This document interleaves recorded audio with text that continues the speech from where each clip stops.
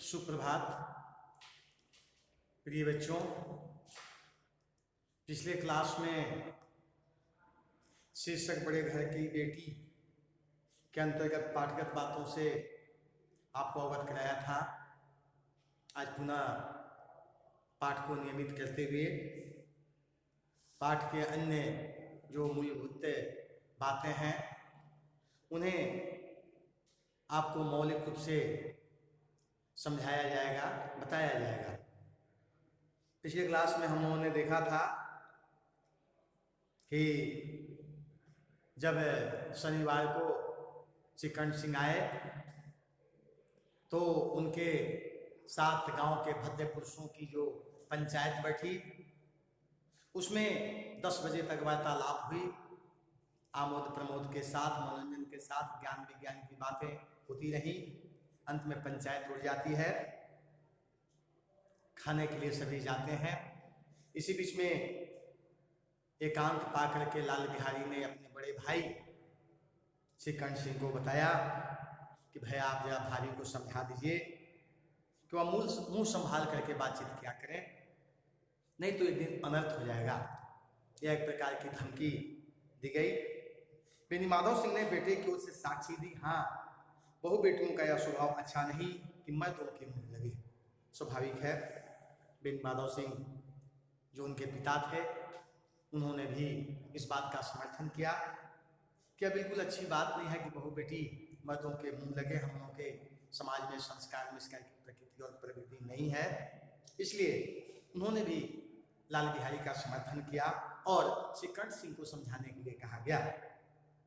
लाल बिहारी बोला, वे बड़े घर की बेटी हैं तो हम भी कोई कुलनी कहार नहीं है। श्रीकंठ ने चिंतित स्वर से पूछा, आखिर बात क्या हुई?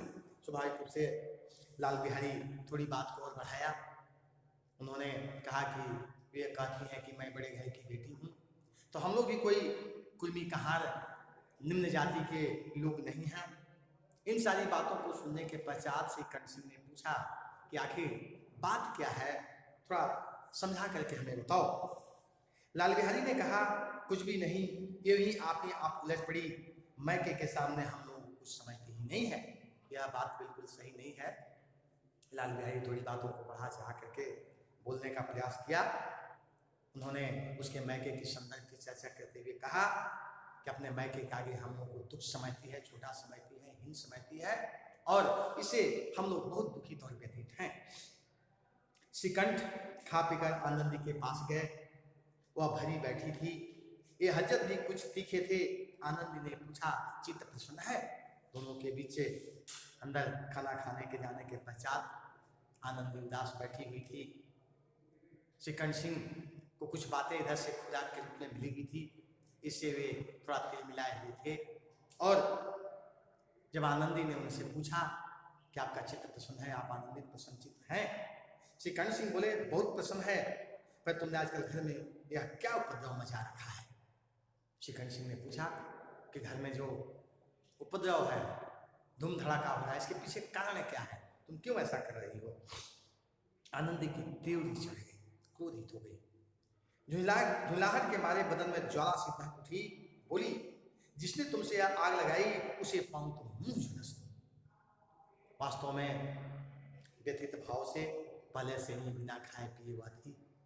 जब इस प्रकार की बात चिकन सिंह ने कहा तो क्रोध के मारे जलने लगी, काफी व्यथित हो गई और उसने कहा कि जिसने इस प्रकार की बात तुमसे कही है, अगर मैं उसे पाऊं तो उसके मुंह को हम जला दूं, उसे हम राख कर दूं, आदि आदि। इतनी गर्म क्यों होती हो, बात तो कहो। चिकन सिंह ने अपने स्तर पर समझाने का प्रयास किया। पूछा कि आप सच बताओ, क्या बात है, क्या कारण है, आखिर इस प्रकार की क्या बात है? क्या कहूं, यह मेरे भाग्य का फेर है, नहीं तो गंवारा छोकरा जिसको चपरासीगिरी करने का भी शौक नहीं, मुझे खाऊं से मार करके हुआ करता। सब हाल साफ साफ कहो तो मालूम हो, मुझे तो कुछ भी पता नहीं। परसों तुम्हारे लाडले भाई ने मुझसे मांस पकाने को कहा, घी हांडी में पाव भर से अधिक न था और सब मैंने मांस में डाल दिया। जब खाने बैठा तो कहने लगा, दाल में घी क्यों नहीं है। बस इसी पर वह मैके को भला बुला कहने लगा। मुझसे रहा न गया, मैंने कहा, यहाँ वहाँ इतना घी तो नित्य नाई कहार खा जाते हैं और किसी को जान भी नहीं पड़ता। बस इतनी सी बात पर उस अन्यायी ने मुझ पर खड़ाऊ फेंक मारी। यदि हाथ से न रोक लेती तो सिर फट जाता। उसी से पूछो, मैंने जो कुछ कहा है वह सच है या झूठ। वास्तव में आनंदी जो यथार्थ बात थी श्रीकंठ सिंह के सामने प्रस्तुत की। उन्होंने कहा कि यह तो मेरे भाग्य ही टूटे हुए हैं कि मैं इस घर में आ गई, नहीं तो उस गवारा छोकरा जिसे चपरासीगिरी करने का भी अक्ल नहीं है, शौर्य नहीं है, वह खड़ाऊ से मारकर इस प्रकार से अपनी सेखी बखारता है फिर रहा है। यह तो मेरे दुर्भाग्य की बात है।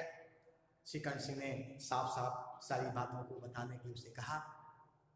उसने बताया कि वह परसों मांस पकाने के लिए कहा, हांडी में पाव भर मात्र घी रही होगी। मैं उस सभी घी मांस में डाल दिया।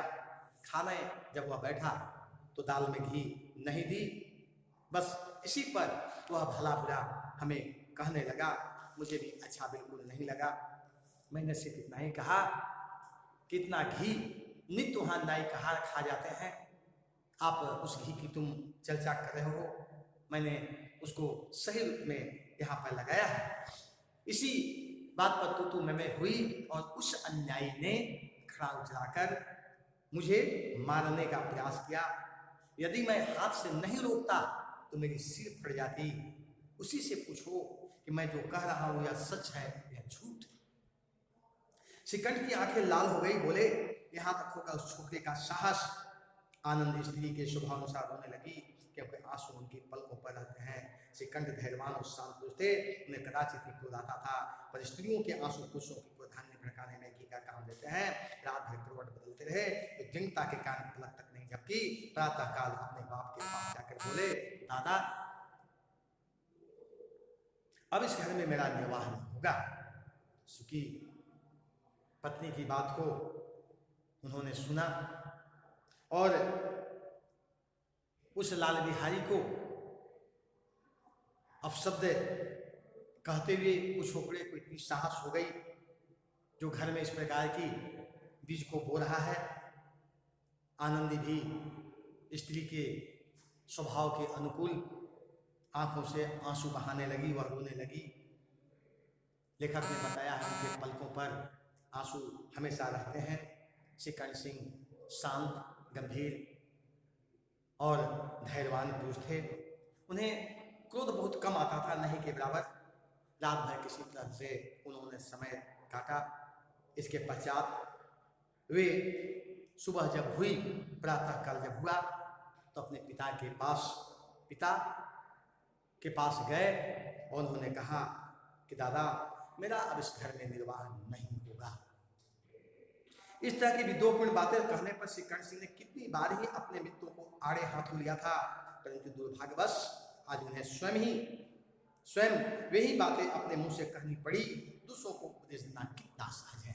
वास्तव में पर उपदेश कुशल बहु तेरे, दूसरों को उपदेश देना बहुत सरल है, लेकिन स्वयं उस पर अमल करना सबसे मुश्किल काम है।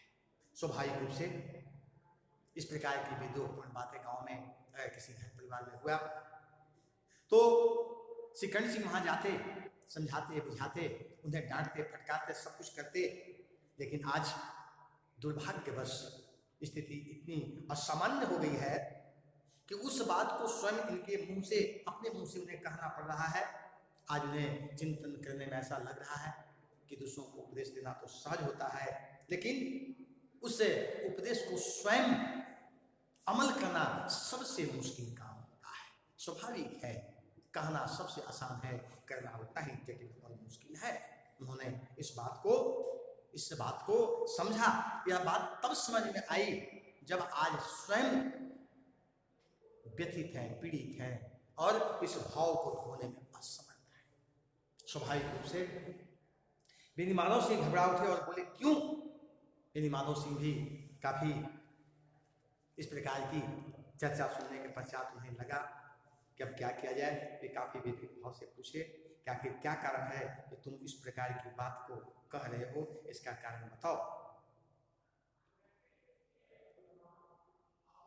तो आज के लिए इतना ही, फिर अगले क्लास में हम लोग इसको नियमित करेंगे। धन्यवाद।